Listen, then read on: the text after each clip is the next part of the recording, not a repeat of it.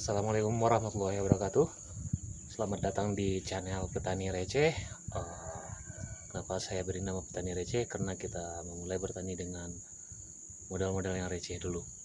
Oke, di video kali ini video upload pertama saya. Berhubung saya adalah seorang petani labu siam, kita bahas dulu tentang bertani labu siamnya. Ya, kenapa bertani labu siam?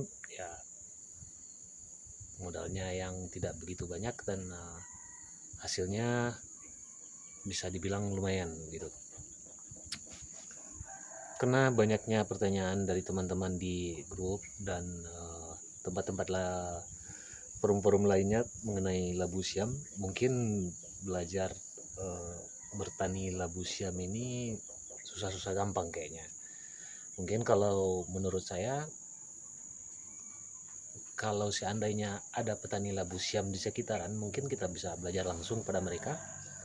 Dan ada juga beberapa teman-teman yang baru mulai mengembangkan budidaya labu siam ini, labu siam atau jipang. Kita langsung aja masuk mungkin ke topik bahasan kita pertama ini. Ya, otomatis kalau kita mau bertanam sesuatu, kita harus persiapkan dulu jenis bibit. Pasti jenis bibit labu siam itu, baik itu labu siam, baik itu cabai atau apapun, pasti kita maunya bibit yang unggul. Di sini pertama kali saya mau bahas dulu, kita bahkan bahas bibit dulu. Itu bibit tergantung pasaran di tempat masing-masing. Pasaran labu siam ini macam-macam, ada yang baby, ada yang jumbo, ada yang 4 kilo, 5 kilo, dan macam-macam. Kalau di tempat saya pribadi di sini Sumatera Barat, yaitu pentingnya labu siam itu warnanya hijau, ada tidak berduri, itu masuk di pasaran, dan rata-rata mereka maunya 5 sama 6 7 sekilo lah. Semakin kecil itu 8 sekilo. Jadi mungkin bagi teman-teman di tempat lain ada yang mungkin yang pasarnya jumbo begini, ada juga pasarnya baby, itu tergantung masing-masing. Kalau saya pribadi di sini memilih bibitnya itu jenis yang saya pilih dulu. Ini kebun saya di belakang, ini sedang maintenance. Itu saya memilih bibitnya dulu pertama kali itu jenis pear. Jenis pear nanti kita coba cek ke bawah itu jenis pear seperti apa, dan itu lagi jenis apel. Cuman dua itu yang saya tanam di kebun ini. Ini kebun saya lagi di maintenance karena kemarin selepas covid itu harga terlalu lama di bawah, jadi dianggurin dulu. Ini saya lagi maintenance kebun saya. Ini sekitar yang jadi, ini sekitar yang di belakang saya ini yang sedang saya lagi ganti sekitar 10 kali 20 lah, sekitar 200 sisiannya. Jadi itu bibit yang saya punya. Itu dulu pertama saya tanam pear, habis itu apel, cuman dua itu yang saya tanam. Nah, selebihnya sekarang mungkin sudah ada mulai persilangan.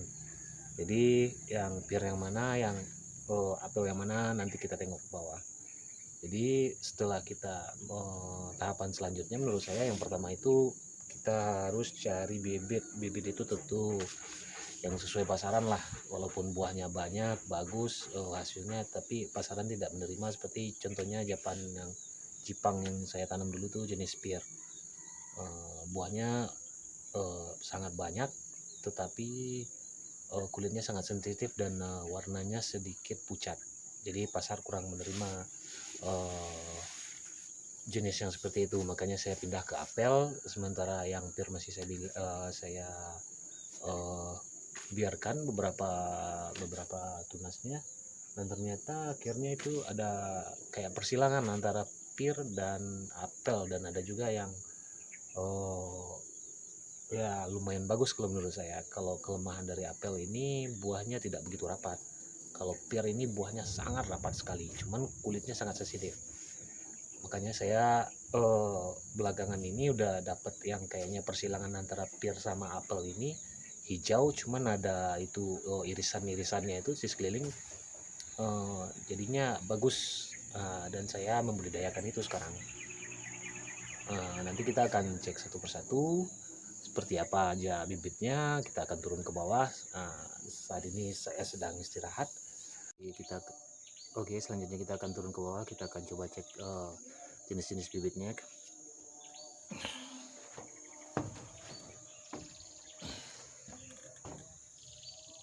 Ya, ini kalau penampakan dari atas ya, lahan labu siam yang sedang saya kerjakan. Ini penanaman baru, cepat aja. Nanti kita akan bahas di cara penanaman lah.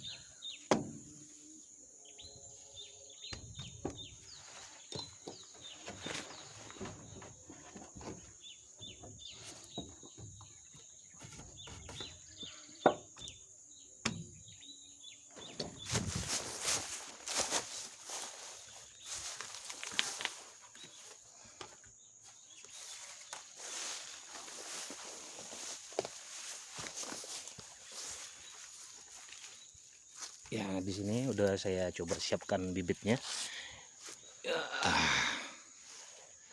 Ini lahan yang sedang saya kerjakan itu masih berserakan karena udah lama nggak diurus. Jadi coba kita tengok sedikit. Oke, di sini sudah saya siapkan beberapa bibit yang saya bicarakan tadi. Itu ini adalah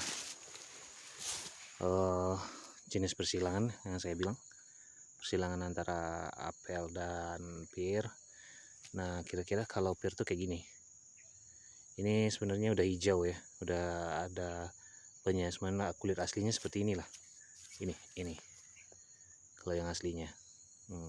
Cuman gak ada ruas-ruas kayak gininya, mulus dia. Mulus kayak gini aja. Jadi pas dimasukin atau di packing di dalam karung itu dalam pengiriman jauh sangat sensitif kulitnya. Jadi saya sekarang udah fokusin yang ini udah persilangan antara apel dan pir. Itu menurut saya, tapi saya juga nggak tahu ya. Tapi udah kayak gini aja hasilnya. Dan contoh buahnya ini, itu kita bisa tengok contoh buahnya. Contoh buahnya.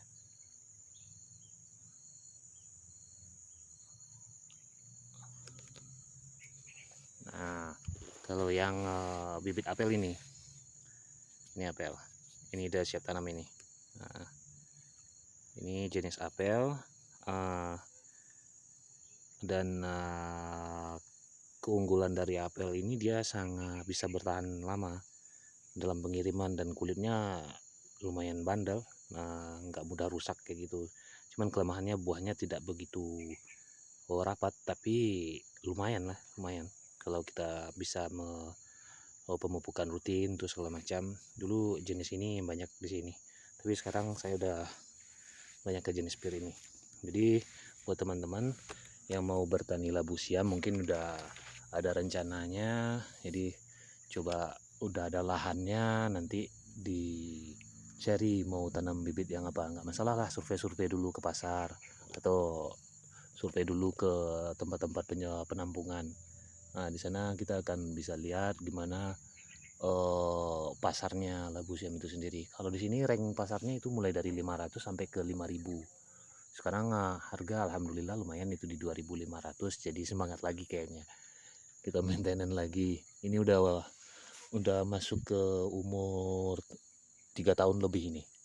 Kemarin itu sangat parah sekali, lanjarannya udah turun semua, itu kan masih berserakan. Nah, mumpung kita lagi di bawah, jadi hindari menanam labu siam yang kalau teman-teman dapat bibit ya. Nah, ini saya nggak tahu juga. Ini kalau ditanam nih hasilnya juga akan seperti ini. Nah, ini teman-teman bisa lihat kan, ada duri. Nah, ini yang mengganggu nih, kalau banyak duri ini akan saling tusuk antara labu siam satu dengan labu siam lainnya. Jadi di dalam packing dia akan jadi rusak. Nah, kalau dia rusak ya kasihan, otomatis ya komplain lah toki atau orang yang penampungan kita. Ini lahan yang sedang saya coba perbaiki sekarang. Nah, ini masih tergolong pir. Ini sebenarnya udah gagal, kita buang aja.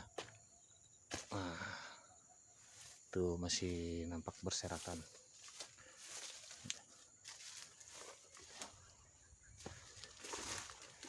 Nah, buat teman-teman yang pengen menanam labu siamnya, itu mungkin triknya dulu untuk pemilihan bibit. Kalau lahannya udah, nanti kita akan masuk ke cara penanaman pada video selanjutnya.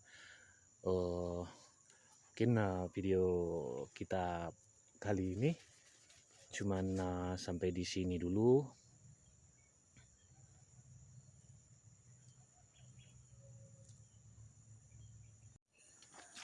Oke, mungkin sampai di sini dulu video kita kali ini, teman-teman.